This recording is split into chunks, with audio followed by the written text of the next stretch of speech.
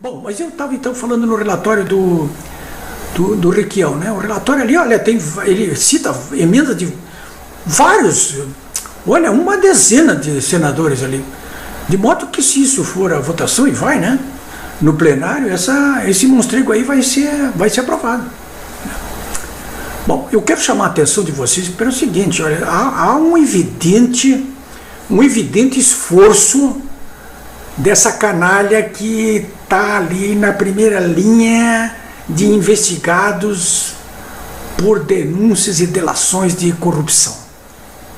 Uma escalada deles para tentar livrar a cara, de alguma maneira livrar a cara.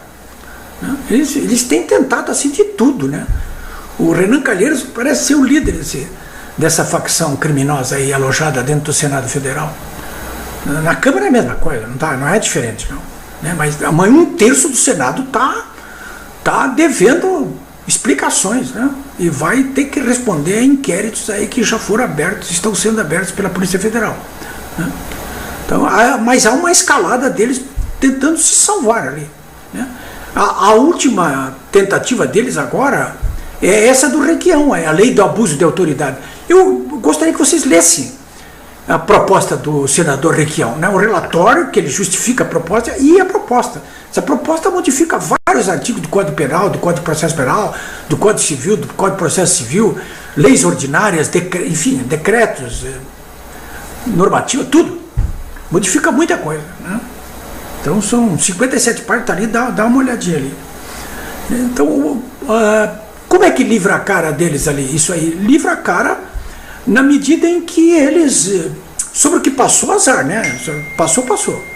Mas a partir da aprovação da lei, se ela for aprovada,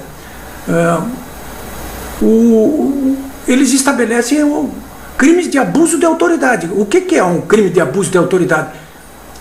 É se exceder no uso da autoridade que algum agente público tenha, seja ele quem for. Seja quem for.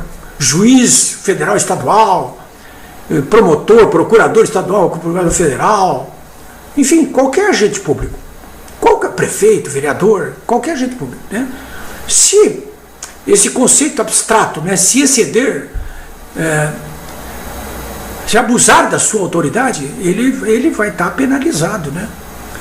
Mas, quer dizer, eu falei que é abstrato, mas também não é tão abstrato assim, porque a proposta, claro, né, o projeto, a lei, se sair, segundo o Requião ali, ela estabelece alguns casos típicos de abuso de autoridade, todos eles dirigidos claramente a juízes federais, ao Moro,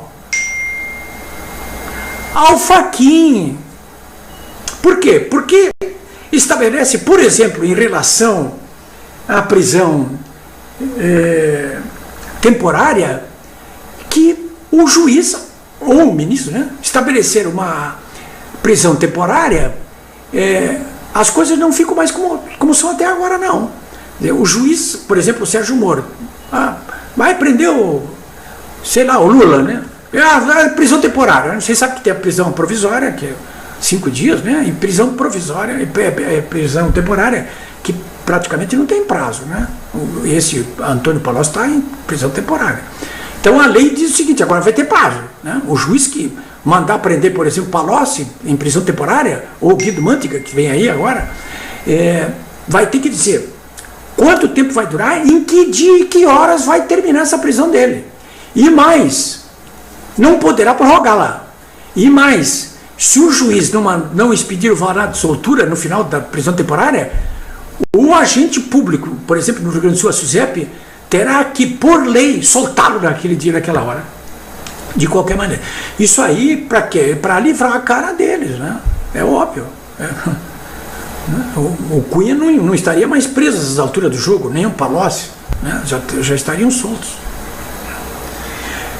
Mas eu estou colocando para vocês aqui apenas uma das questões, porque são várias questões. Fala sobre quebra de sigilo fiscal, quebra de sigilo bancário, quebra de sigilo fiscal, telemático. Então há restrições gravíssimas em relação a grampos, por exemplo, mesmo com autorização judicial, é o juiz que se cuide, né? Então,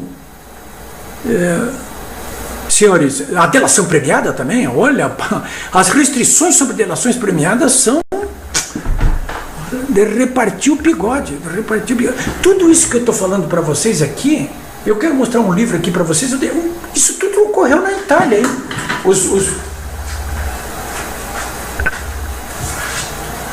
Olha aqui, ó, na Itália, na Operação Mãos Limpas, os deputados, senadores lá, fizeram essas mesmas manobras. Eles tiveram êxito lá. Os autores desse livro aqui, olha aqui, ó, tá? Operação Mãos Limpas, ó, são quase 1000 páginas, ó, né? Gianni Barbaceto, Peter Gomes, Marco Travaglio. O que eles contam? Eles contam que os deputados e senadores conseguiram avançar lá, os políticos, porque a população não foi para a rua. Quer dizer, foi no início como aqui, mas agora, como agora está acontecendo aqui essa delação da Odebrecht, já era para a gente estar na rua. Mas eles não foram. Aí eles conseguiram, acabaram com as mãos limpas lá. Claro que primeiro os grandes partidos italianos, a Democracia Cristã, o Partido Comunista, o socialismo acabou na Itália. Mas acabou vindo outros revistas, esse tipo Berlusconi aí. Então não dá para levar de barato. Bom, eu já... Ok, a segunda pergunta é até mais voltada para o Dr. Deltan. Apesar de ser um projeto de iniciativa popular, ele foi capitaneado pelo MPF, que fez grande campanha para recolher assinatura e incentivou muito a sociedade a se mobilizar em torno desse assunto. Qual que é o sentimento agora, quando de repente o projeto que ia mudar, que vocês capitanearam, se transformou contra vocês mesmos? Existem dois sentimentos. O primeiro sentimento é o sentimento de que toda a Lava Jato pode ser inútil, porque o Congresso já se manifestou que não quer um futuro diferente. É o que a Câmara dos Deputados manifestou ontem à noite.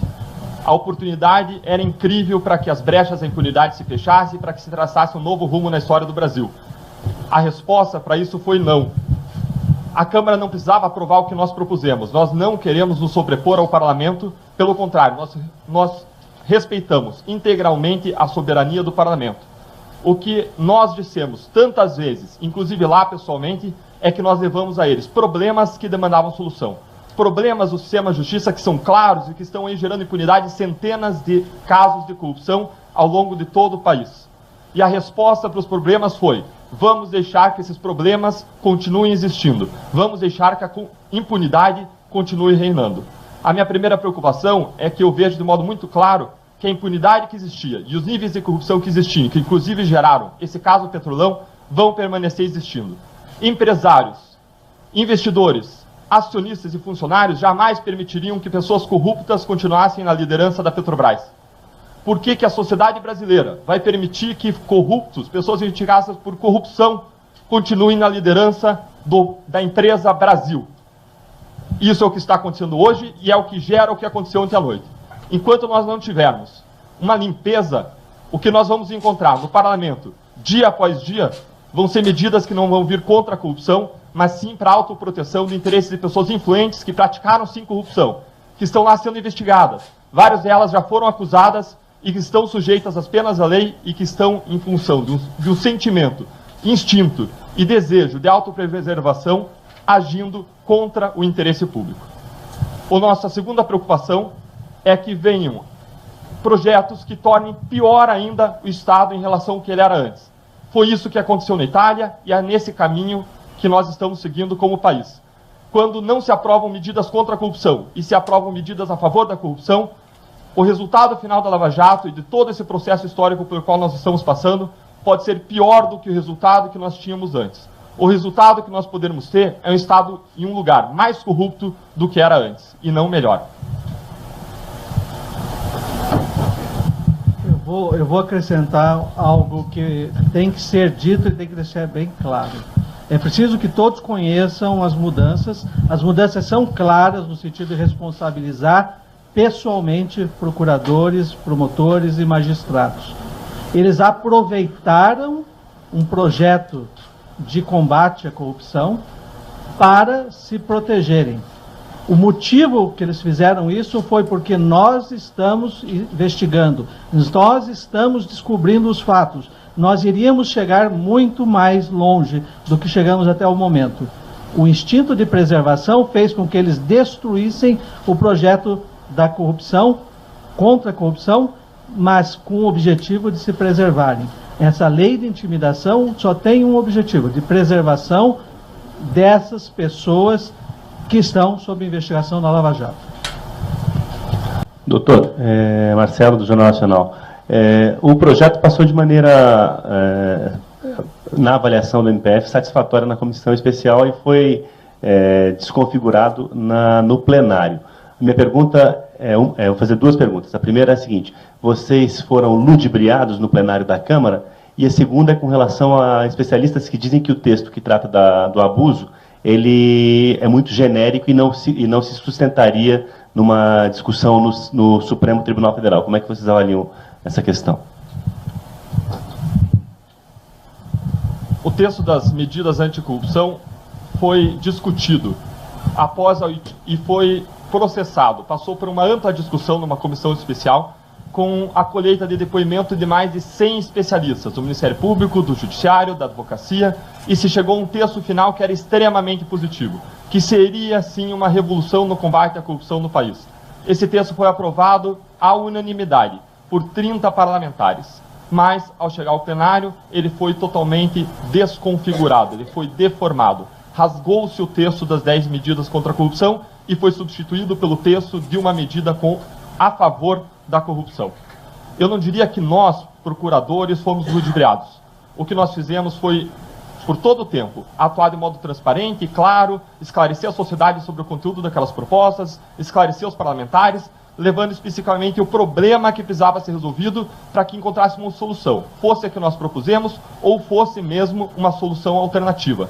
Nós não temos qualquer poder sobre o parlamento, e não devemos ter. O parlamento é soberano, ele pode encontrar soluções que ele entender melhores para cada situação.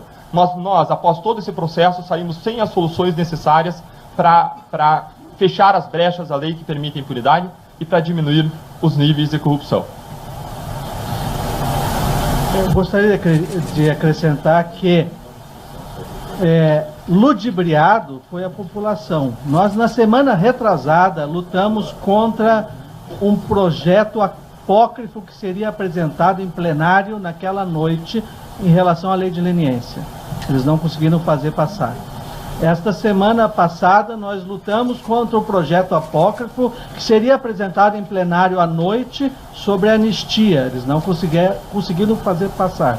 Entretanto, depois de meses de discussão sobre as 10 medidas, novamente, em uma noite, eles mudam toda a legislação e criam a intimidação ao Ministério Público. Por que eles fugiram do debate público sobre essas medidas? Quem foi ludibriado é a população. Quem se aproveitou de um desastre e que consternou o país, não fomos nós. Nós agimos sempre com clareza e transparência, muito mais do que a maior parte dos órgãos públicos age nesse caso. Nós quisemos a discussão e fomos à discussão pública do projeto. Entretanto, em uma noite, numa madrugada, tudo se pôs a perder. A questão da eventual discussão no Supremo, da lei de obrigatoriedade, que alguns dizem que o texto é muito frágil e que isso não passaria uma discussão no Supremo. Como é que você avalia? O texto, em vários pontos, certamente é por nós considerado inconstitucional, mas nós não podemos contar com uma eventual e futura apreciação. A grande questão hoje é também simbólica. É que país que nós queremos para nós e para as futuras gerações. Como o Congresso vai agir diante de todos os escândalos de corrupção jamais vistos no Brasil que se revelaram. Qual será a nossa sinalização para o futuro por parte dos nossos governantes? Será uma sinalização positiva de reformas para que a corrupção não aconteça mais? Ou vai ser uma sinalização negativa para que a corrupção continue existindo como existe e se espalhe ainda mais? João, da Gazeta do Povo. Doutor, a nota de vocês aqui fala claramente, inclusive entre aspas, em estancar a sangria. É uma referência clara à frase do Jucá. Se eles identificam algum foco de articulação no Congresso que tenha levado ao resultado desse projeto de ontem? Só complementando a pergunta do jornalista do Jornal Nacional, enquanto o projeto das 10 medidas levou meses de discussão, o projeto aprovado no Conchavo levou menos de 24 horas para ser aprovado. Então não houve discussão nenhuma sobre esse projeto. Isso é muito grave. É curioso que, mesmo depois dos meses de discussão das propostas anticorrupção, nós escutávamos alguns deputados falarem que elas não foram discutidas, quando eles mesmos, membros da comissão especial, não tinham frequentado as reuniões da comissão especial. E agora você vê uma outra proposta que não sofreu um dia de discussão, ser encaminhada à votação e ser aprovada sem qualquer aparência de urgência. Não há episódios recentes que tenham gerado um clamor social pela aprovação dessas propostas ou que tenham gerado uma necessidade de interesse público clara para que isso acontecesse nesse momento. Pelo contrário, a única coisa que existiu foi uma atuação firme do Judiciário e do Ministério Público contra a corrupção. Isso faz essa lei, a lei da retaliação, a lei da vingança, a lei da intimidação. Última pergunta. Desculpa, não, já fez. Não, só retomando, então, essa referência aqui ao senador Romero Jucá, que diz em estancar a sangria, a nota diz, inclusive, cita entre aspas essa frase que foi gravada. Eu queria saber se vocês identificam algum foco da articulação no Congresso que levou ao resultado que teve o projeto na votação de ontem. As articulações no Congresso, elas acontecem, na sua maior parte, nos bastidores, em encontros de lideranças. E, com certeza, com a oitiva dos líderes do governo, com a oitiva do próprio governo. O que aconteceu ontem, não tenha dúvidas, não é expressão apenas de pessoas específicas, mas a articulação de grandes líderes partidários com líderes do governo. Deixe-me lembrar que na semana retrasada, o projeto que instituía a anistia em relação às leniências, elas foram levadas ao ministro da Transparência pelo relator, deputado Moura, e pelo assessor da Presidência da República, Sandro Mabel. Ali, evidentemente, um assessor da Presidência da República estava encampando uma medida que já previa a anistia. O que nós temos hoje não é simplesmente a revolta de alguns parlamentares, mas sim uma atitude clara de preservação de um esquema político partidário que se encontra apodrecido pela corrupção. Vinícius, do UOL. Vocês consideram hoje que no país existe uma guerra entre poderes, judiciário, legislativo? Não existe uma guerra de nosso lado. Pelo contrário, existe um profundo respeito institucional e o desejo de que as instituições funcionem para o bem comum. De nossa parte, existe sim uma justa expectativa de que o Congresso represente a sociedade, focando a sua atividade e focando as ações que estão e serão implementadas em favor do legítimo e correto desejo, expectativa, necessidade da população brasileira de que as brechas da corrupção sejam o mais possível fechadas. Se não é possível fechar 100%, é possível fechar em grande medida. O Brasil foi considerado por um fórum mundial recente o 4º país mais corrupto do mundo.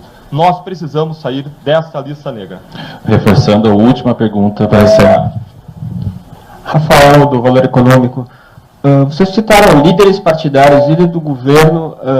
A Operação Lava Jato se vê pressionada pelo governo? A operação se sente ameaçada pelo governo?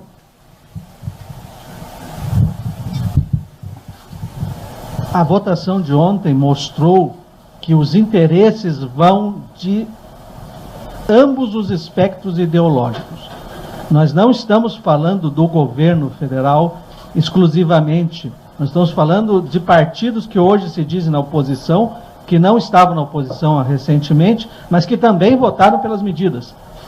O que nós temos no Brasil é uma corrupção político-partidária que se estende por todo o espectro partidário brasileiro.